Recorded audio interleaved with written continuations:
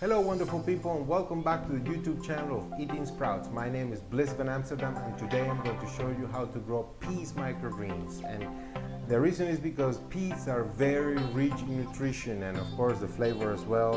And some would even argue they're the second richest microgreen there is after sunflower microgreens. Some would argue this is the second, and it's probably so. It has high concentration in nutrition. In fact, I took some notes here. The nutritional value of peas is very rich in vitamins A, B, B6, vitamin C and E, rich in calcium, iron, magnesium, niacin, phosphorus, potassium, chlorophyll, many essential amino acids, of course plenty of enzymes and plant energy. And in the case of green peas, apparently is much richer in potassium, and it has high concentrations of thiamine, copper, manganese, and they all have about 20 to 25% protein. That is a lot. This is a very rich legume, and it's worth making a video and teaching you and even comparing. That's why I have three different kinds today, not just the regular green peas, but we also have speckled peas, which are a little bit brownish, and we have the yellow peas, okay? And we're going to grow them all today at the same time in different trays, and we're going to see how they grow. We're going to see how they look like, and if they take longer than each other, etc. And that's how we're going to do it. And just to get started, it's important to remember always the seeds that you get must be good seeds, have to be organic seeds that are heirloom, non-GMO seeds, okay? And they have to be good for sprouting or microgreening, what you're trying to do here. We're going to sprout them first and then turn them into microgreens, okay? We need to consider that we're going to grow them in trays that are 10 by 10 trays, okay? You can do it in any size, of course. I believe the most popular is the 10 by 20 tray. That's okay too. But I like this one because it's a little bit stronger than the other ones, and they're easy to manage in terms of, eating it. So when we're, a small group eating here, we prefer smaller sizes. So we're going to do 3 of these, and for this size tray, the 10 by 10 tray, we're going to do 1 cup of the peas. So 1 cup of these peas weighs 200 grams, exactly 200 grams, okay? So we're going to now take 200 grams of each seed on the scale. Okay, and here we are with the green peas, and like we said, we're going to weigh exactly 200 grams, which is equal to 1 cup of these peas. There we are. So let's do a quick close-up here so we can appreciate from close these peas. And as you can see, these are probably the type of peas you're most familiar with, except that these look particularly clean, particularly healthy and beautiful, just like they come from our provider. And of course, these are sprouting green peas. Okay, and here we are now with the yellow peas. Of course, we're going to weigh also 200 grams, which is 1 cup, perfect. And as we look at them from close, they may look a little bit like soybeans, except that they're not soybeans, they're yellow sprouting peas. Also very clean, very beautiful. They look very healthy, exactly as they always come from our supplier. Okay, and now last but certainly not least is the brown peas or speckled peas, which is also 200 grams, equal to 1 cup. And if we look at it from close, it may look a little bit like a bean, but it's not a bean. It's a sprouting speckled peas, and this looks very clean and healthy, ready to be sprouted. Okay, and now that we have weighed 200 grams of each one of these seeds, the next step is to select the seeds. It's very important because the seeds, different to other ones that you can sprout or microgreen, these, if they are bad, they could actually go bad during the soaking process, and they could actually ruin the others. So let's take our time and start selecting these seeds really quick. All the ones that seem rotten or broken, they go out. And here's a close-up of how we select those peas that are broken or look ugly. We're gonna look at them one by one, and if we find any one that doesn't look too good, we separate them, and all the rest are the ones that we're going to put together, and those are the ones we're actually going to sprout.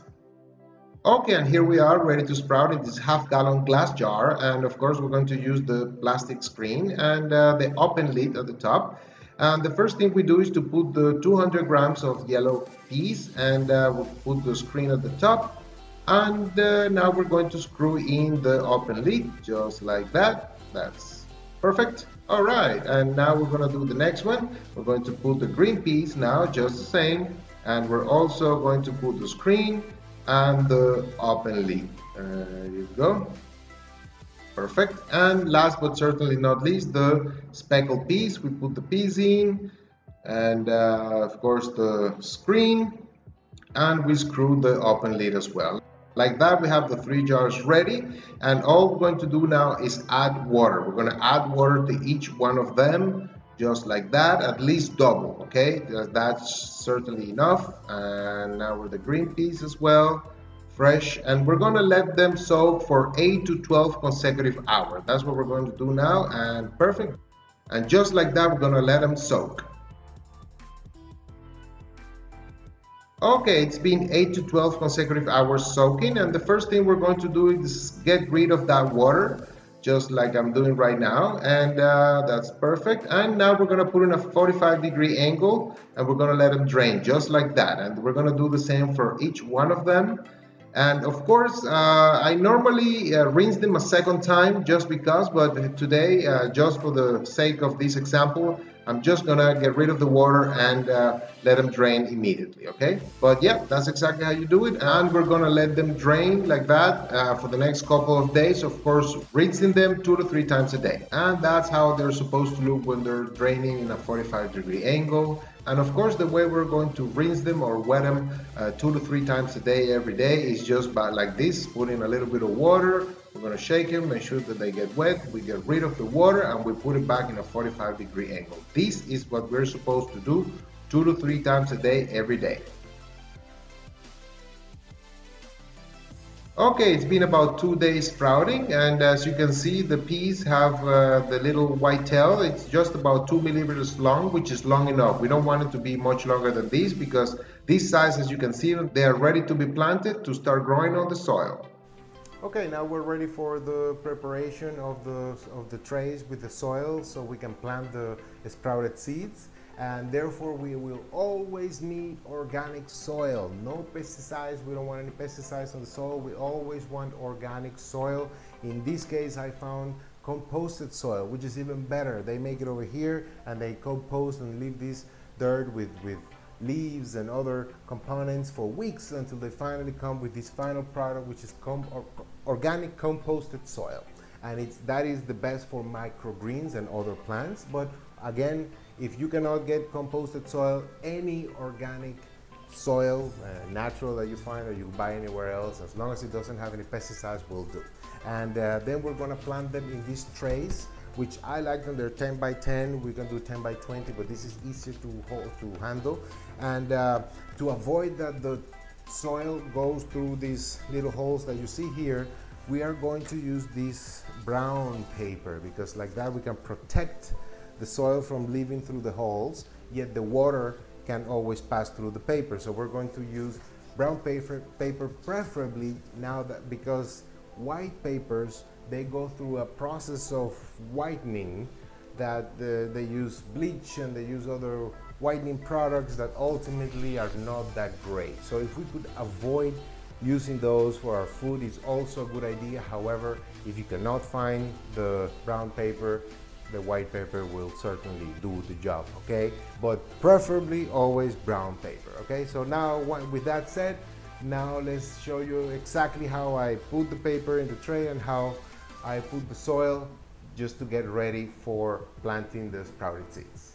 Here's the tray, and the first thing we want to do is to put the paper towel here to cover the water draining holes at the bottom of the tray, which are going to help prevent the soil from leaving through the water holes. Of course, it'll allow the water to go through the papers, and also the roots will go through the paper. So we want to cover the whole surface of the tray and cover all the corners and all the sides of the tray, just like I'm doing here. It looks really nice. Make sure that all the sides are good, and like that, it looks really good, perfect. And just like that, we're going to put the soil, the organic soil that we are going to use.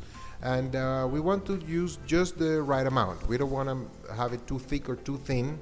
I think just about half an inch should be fine. Maybe 2/3 of an inch should be okay too, which is about 1 centimeter, maybe 1.5 centimeters. It's about the same, and that should be plenty. And We want to make sure that it's uniformly organized throughout the tray.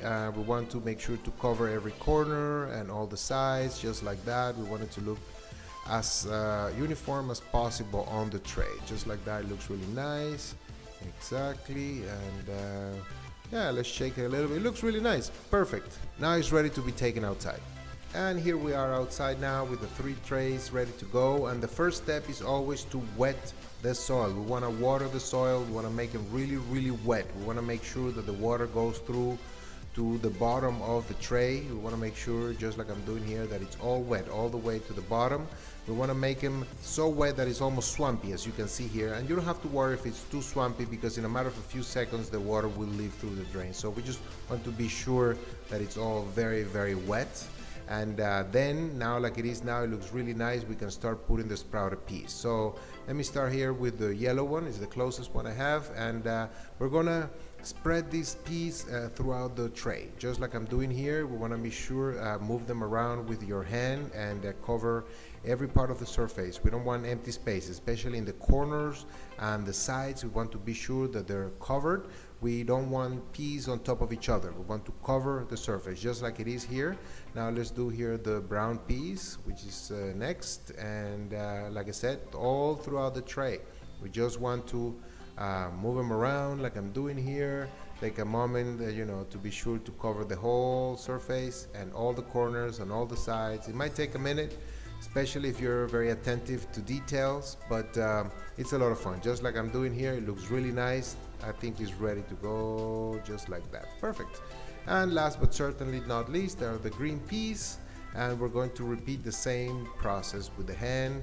You just move them around, cover every corner, all the sides, have them next to each other instead of on top of each other. It looks really nice like that. Okay, perfect. And now the next step, once we do that, with a low water pressure, we want to water them one more time. We want to put a lot of water on those sprouts. And although I'm not using a hose here, if you're using a hose, which would be the best thing, make sure to use a low water pressure. You don't want to spoil the uniformity on the tray. Okay, so exactly just like that, after they have been wet, we're going to put them one on top of each other, just like I'm doing right here. The order of course doesn't matter, but they always have to be on top. We're going to put one tray on top and then some weight. Could be a rock or a brick that will help put pressure on it, and we're going to leave it until the next day. Okay, it's the next day now, so let's see how much they've actually grown. Let's take the first tray out and check the other 3 trays to see how much they've actually grown.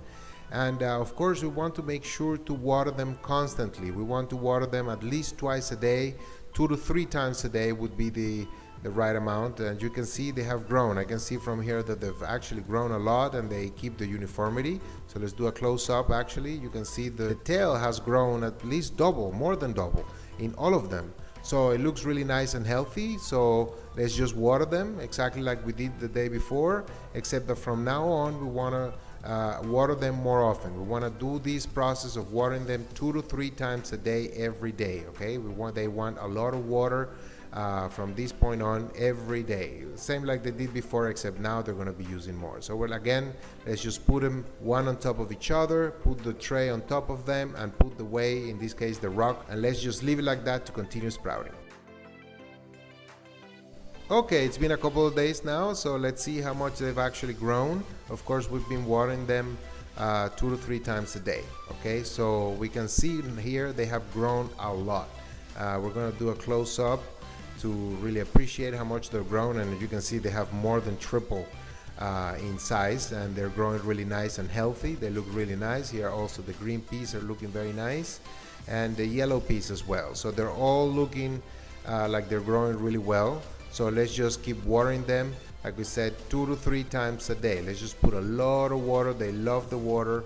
They need the water to grow, and they're growing really well. That means that we've been watering them really well. So let's repeat the process, one on top of each other, and let's put the weight. We're gonna leave it like that to continue sprouting. Okay, it's been growing for another couple of days, so let's see how much they've actually grown. And I can see from here they've grown a lot. In fact, if you can notice, they're turning yellow, and that's a good sign. In fact, here on the sides they're actually green, and that is a sign that we're not gonna put the tray on top anymore. We're gonna just leave it like that, and of course we're going to continue watering them 2 to 3 times a day. In fact, they are ready to be put directly under the sun from now on with no cover on top. Okay, it's been 2 more days growing, and as you can see, they have grown a lot. In fact, the yellow is starting to turn green, especially here in the speckled peas is very green. In the green peas also we can see more green, except that there's more yellow in the middle. And the yellow peas is also growing well, but it's taking a little bit longer to show the green. So we're gonna water them 2 to 3 times a day like we've been doing every day, and we're gonna let them grow. Okay, it's been another 2 to 3 days, and as you can see, they have grown a lot. The yellow peas here, as you can see, they've grown a lot and they have turned all green and they're growing nice and healthy, but I don't feel confident enough to see the roots just yet. I mean, we can see that they still another few days to grow, but they're looking well. The green peas, they have also grown really well. They're all green, and we can actually see the roots. We can see they're a little short, so we're gonna let them grow for another couple of days, but they look nice and healthy and very uniform. That's really good. And we have the speckled peas here, which have grown the most. They're all green and they look very nice and healthy, and we can see the roots here. They're certainly looking very nice and uniform and certainly ready to be harvested today. So now we're here ready to harvest the speckled peas first, and as you can see, the roots, they're certainly very nice, and the correct way to do it is we're gonna separate a bunch, like a bunch of hair on the side or the corners, and we're gonna cut them from the inside out. From the inside out is the best way to cut the microgreens. So we're just going to cut them like I did here, and just like that we have the speckled peas. Let's do a close-up here so we can appreciate how they are. They're thin and tall, and that's exactly how the speckled peas look like, and they're looking really nice and delicious, ready to be eaten today. Okay, it's been 2 more days growing, and as you can see, they have grown really well and they're looking really healthy. In this case, the green peas here, they're certainly looking very green and ready to be harvested today. They're tall enough to be harvested and they're looking very nice and healthy. So they're certainly ready to be harvested today. And here we're ready to cut the microgreens. So just like any other microgreens, we're going to separate a bunch from the side or from the corner, and that's what we're going to grab, like a bunch of hair, and we're going to cut it from the inside out. That's always the best way, like I'm doing here, to cut it from the inside out. Even if they're attached, like you see here, you can cut them much easier that way. And as you can see here, these green peas, they're a little bit fatter and a little bit shorter as a microgreen, but they're certainly looking very nice and healthy. Okay, and it's been 3 more days growing, and as you can see, the yellow peas are finally ready. They have grown enough. They're actually really tall, and we can actually see the roots now. And yes, they're looking really nice and healthy and ready to be harvested today, which we're going to do right here. And the same process, we're always going to take a corner or a side. We're going to separate it, and we can see here these, like the green peas, they're very attached to one another, and that's fine. We're going to cut them from the inside out, just like we're going to do right here. And that's certainly the easiest way to cut the microgreens. And the yellow peas, they also look a little bit tall and maybe not too thin. And it's certainly now ready to be washed here with just water with no antibacterial. And it's important that we don't use any antibacterial when washing organic microgreens, because that allows the body to produce its own vitamin B12. So it is a big deal. Unfortunately here, these Peas microgreens are the easiest to wash because we're not looking for any shell or anything to remove. We just want to pass them through water a little bit. And now they're ready to be eaten or stored in the refrigerator. And of course, the best way to store in the refrigerator are in these vegetable cellulose bags of PEAKfresh USA, and they come in a pack of 10. And they're better because anything we store in this vegetable cellulose bag, whether it be fruits or vegetables, or in this case microgreens, they will be able to breathe and therefore stay fresh for a longer period of time, allowing us to eat our food while still fresh. Alright, and that's how we grow the Peas microgreens, from the seed until we sprout them, and then we put them in the tray, and then we let them grow and until they're ready to be cut. And finally we wash them and put them in the PEAKfresh USA. I always close this bag with this little clip here, and basically works really well. So this is basically what you need, basically to sum up the experience of growing the 3 different kinds of peas: the yellow peas, the green peas, and the speckled peas or the brown peas. Basically, the speckled peas or the brown peas, they grew the fastest, and they grew tall and thin, or not too thin, but a little bit taller. They taste really good as well. The green peas took an extra couple of days and they grew thicker, although not as tall, but very thick, and they have a nice stronger taste as well. And then the yellow peas took at least an extra 5 days to grow, longer than the speckled peas, and at least 2 to 3 days more than the green peas, but it grew taller, a little bit thinner, but the taste was a lot sweeter and it is delicious. And actually that's the one I have here, which is the one that we harvested last, and it has a very sweet taste, very delicious taste, just like you can eat it raw and enjoy it really well. So I really recommend all of them, but if you want a sweeter taste and you don't mind waiting an extra 5 days to harvest your peas, then yellow peas is probably your best choice. Otherwise, green peas and speckled peas, they grow really well, they grow fast, and they're delicious as well. And for the links for the things that you're going to need to grow these, basically the first link I'm going to add is the links for the peas, for the different kinds of peas that we get it from our provider, which is the best source that I know.